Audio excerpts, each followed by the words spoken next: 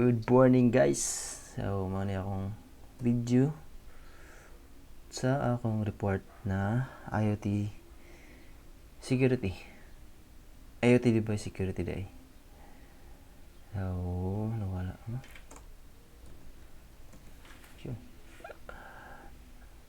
So, muna akong topic IoT security and privacy. Naka-on ba? Okay. So, unsa daw ni siya?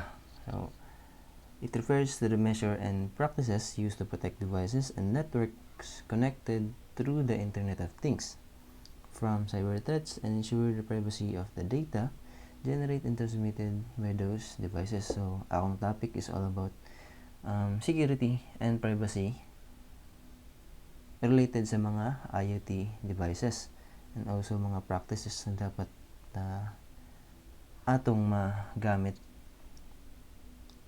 to protect our devices or IoT device. So first is, what is IoT security? Kabalo naman siguro man it involves protecting the device, network, and system that are part of IoT ecosystem. So in relate sa IoT, so mao na yung pag-secure sa mga IoT devices and also ang mga networks kay since including man ang mga networks na dapat i-secure kay ang IoT is connected through the network. And what is IoT privacy? So can is focus on the protection of the personal and sensitive data collected by IoT devices. So ang IoT manggod kay naay mga transmission na mga data kay para mo function. So kana ng mga data is kailangan na privacy na. So kita lang or ang IoT lang ang makadawat na kay para dili ta ma-affectahan og mga man in the middle attack mga yana. And challenges in securing IoT device. Challenging due to the several factors related to their unique characteristic, the complexity of IoT ecosystem, and the evolving nature of cybersecurity threats. Sa modo niyang mga challenges.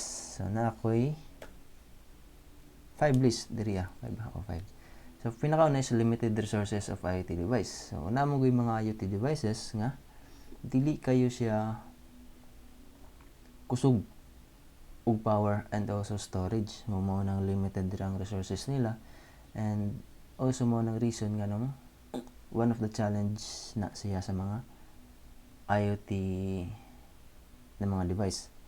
And next is lack of standardization. So kaning lack of standardization kay ang IoT manggod is lahi-lahi na sila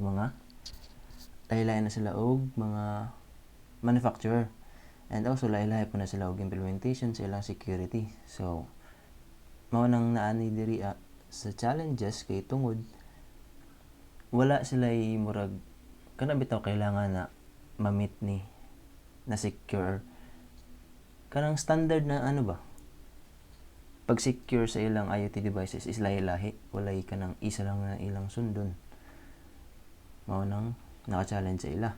And vulnerability in device firmware and software. So kani is mga vulnerable na mga or exploitable or vulnerable sa mga firmware and software. So pwede na maka-gain og access ang mga hackers through sa mga vulnerabilities sa mga software and firmware. And next is insecure communication protocol. So morning mga protocol na naa sa mga IoT device na insecure. So wala kayo ni gi-configure og maayo or wala gi-atiman ang mga protocols. And also wala pud ni mga encryption. And 5 is default and weak passwords. So for instance ang IoT is na let's say pwede ka maka-remote access sa IoT device and ang iyang credentials na kailangan lang is default password like admin nga na So, pwede na gamitan sa mga attackers. So, dito sila masulod in order para ma-exploit ang IoT device. Kaigang. Uy! Paningot ko.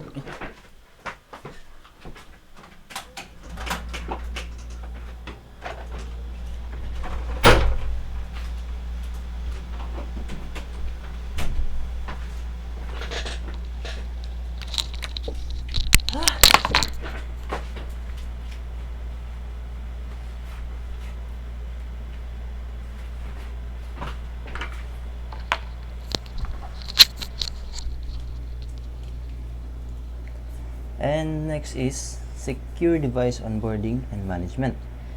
So, kani is akong ilahi ang pag-explain ani. So, mag-start na sa onboarding and next is management. So, it is the process of safely connecting new devices to a network or system and then controlling and monitoring them through their life cycle. So, ang sa onboarding ani nga part is mo niyang safely connecting new devices to a network or system. And then management is controlling and monitoring the IoT device. So, ma-explain tani later. So, what is secure device onboarding? It refers to the process of safely connecting an IoT device to a network or cloud platform for the first time, ensuring device is genuine, authorized, and can communicate securely.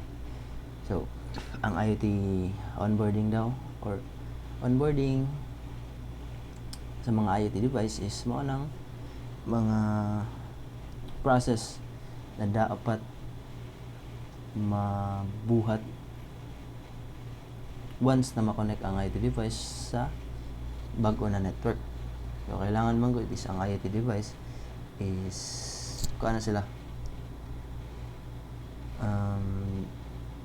authorized na siya, dili sila kaning maka-affect bitaw sa network nga na. And this process ensures that IoT device is not counterfeit, untampered. It only connects to the authorized system or owner. The setup process is done without exposing sensitive data. So, matong ingon gina. And ang key goals of secure IoT device onboarding: verify device identity. So, this ensures the device is legitimate and factory authenticated. Establish trust and encrypt communication, prevent unauthorization access. So, na ako'y diagram or na ako'y pakita sa inyo is mao ni ang onboarding process sa mga Intel secure device onboarding service.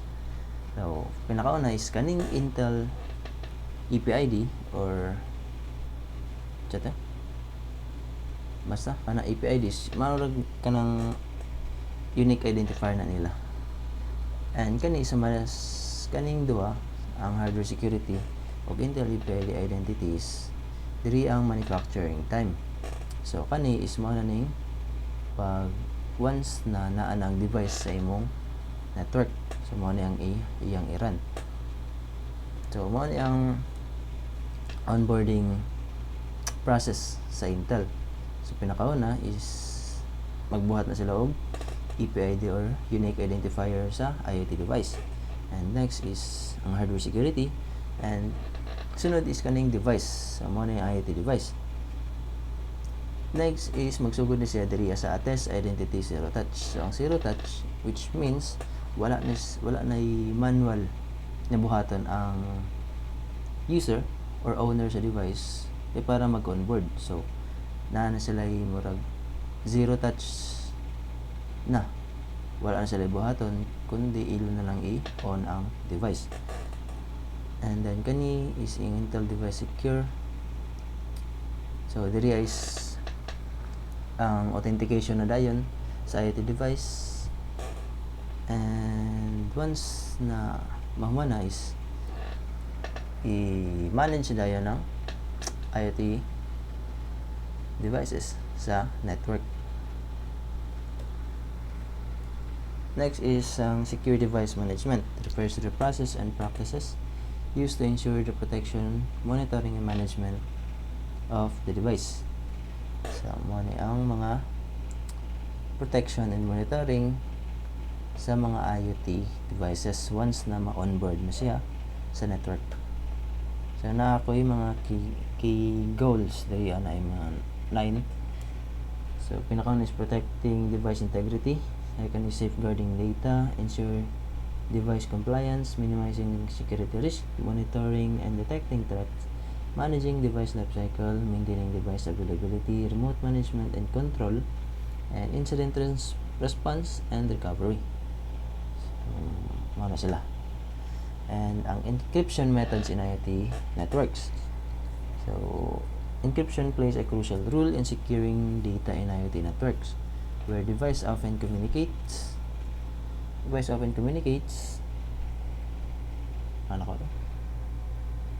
unsecured channel. So, maani ang mga encryption methods in IoT networks. So, since gingon ako gay na is na yung mga transmission na data na mahitabo ana through sa network, maunang nag-exist po ang encryption sa IoT kay since lagi kay para ma-encrypt ang mga data na gipang transmit over the network.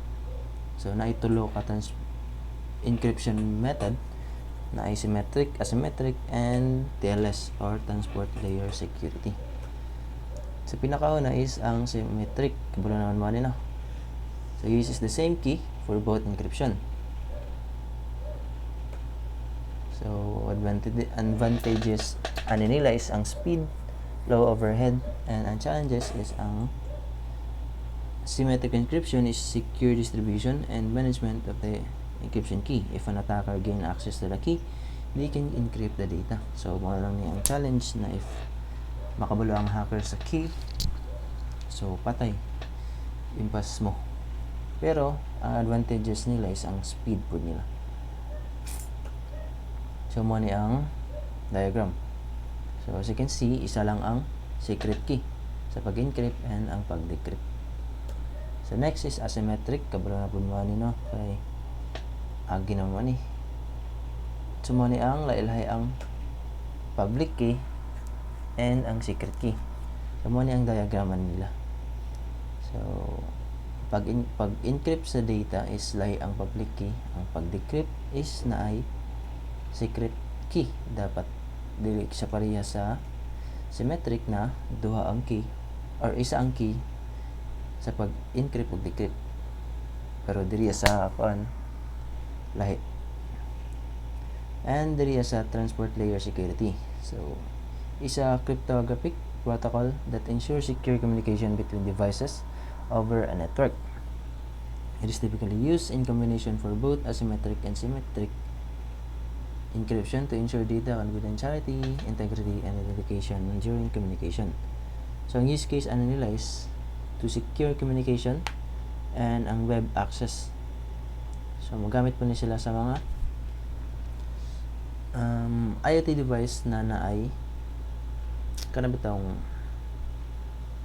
web na pwede ka maka login dito. For example, is ka ng mga camera nimo na pwede ka maka access sa web. So mo na ginagamitan na og mga transport layer security. And advantages ani nila is end-to-end encryption.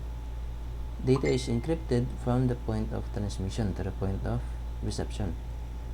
And next is security guarantees. It provides not only encryption but also data integrity.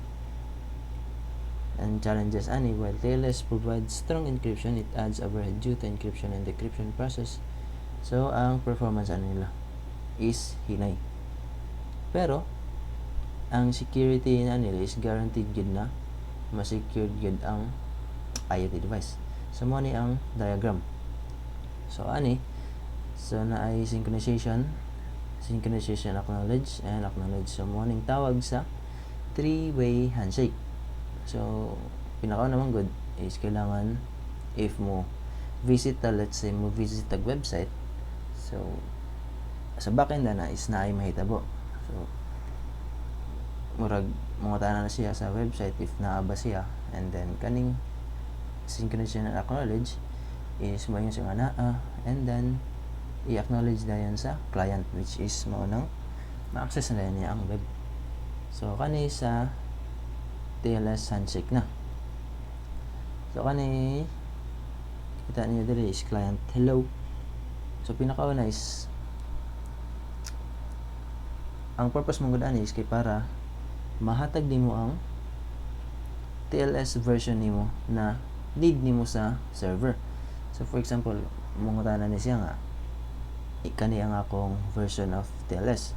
So ang server ana, so kung unsa tong version na TLS ang iyang nadawat, so mao pud ang iyang ihatag kay para maka-access ang client securely sa mga web or sa server day. And then once na client ma-verify na ang certificate, so mag-exchange din sila og key, and then once na maabot na siya diri, and mo na dayon ang maka-access na ng client. In this way, encrypted na ang data na atong gina-transmit sa server nila. So as you can see, if buhat tag response sa ilang server, so encrypted application data na. So kani makabalo man ni HTTP GET. So if, let's say pa na mo search ta sa Facebook ug ingana, plus YouTube na lang mo search sa ingana, so encrypted na siya, di na makita sa, or makita siya pero naka-encrypt if pangitaon sa hackers. And diri na dayon HTTP response, na i-response niya kung sa tong request sa client. And that's all for this topic, and thanks, and now you know. Bye bye.